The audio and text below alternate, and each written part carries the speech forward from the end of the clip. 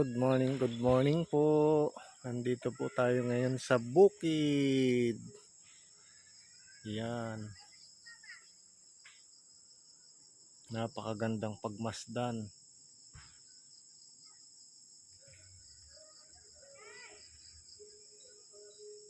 Buhay, probinsya. Ayan, maglilinis po tayo ng ating lansonesan. Good morning po sa ating lahat.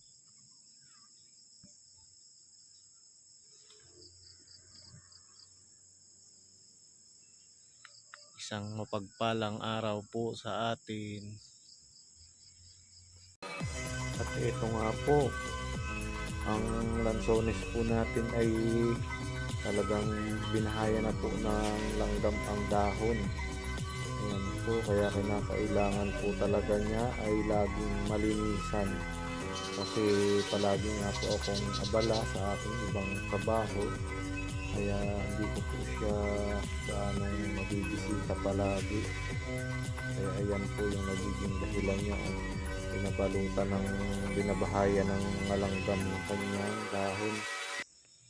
Yan din po yung kinakailangan na maiwasan. Ayan, tinanggal ko na po yung ano niya. Kinakailangan po siyang ma-spray para tuloy-tuloy po yung paglaki niya, tapos makultivate ang lupa.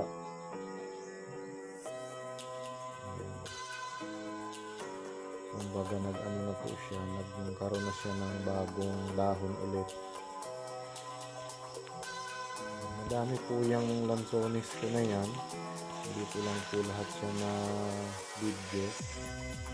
Ayan, nagkaroon po ng sira yung dahon niya. Ayan po. Kaya kinakailangan po talaga ay laging malinis. Palibasa nga po ay lagi po akong abala sa iba ko pang mga gawain. Kaya ayan, kumbaga libangan ko lang po yung pag-akyat ko dyan sa bundok. Kumbaga pinakang papawis ko lang po.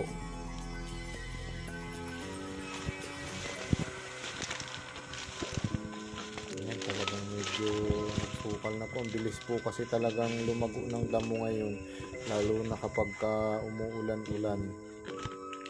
Talagang ang damo po niya ay halos ang bilis lang, kalilinis lang po niyan. Ngayon po ay ganyan na kaagad ka damo. Sa sunod po na spray po natin para hindi ka agad siya madaling lumago ang damo. Berding-berde po ang mga dahon niya kapag na-cultivate ang lupa. Bali, ang isusunod ko po dyan ay ang pag-aabono naman.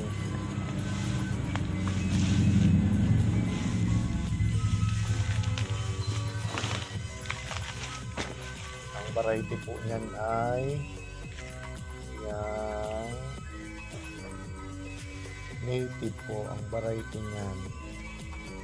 Napakahirap pong buhayin ang native na dugtungan. Bihirang-bihira po yan.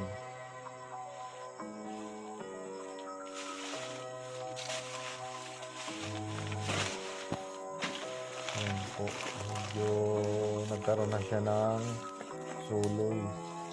Bali, ano ko pa lang po siya natatanim, 1 month pa lang po.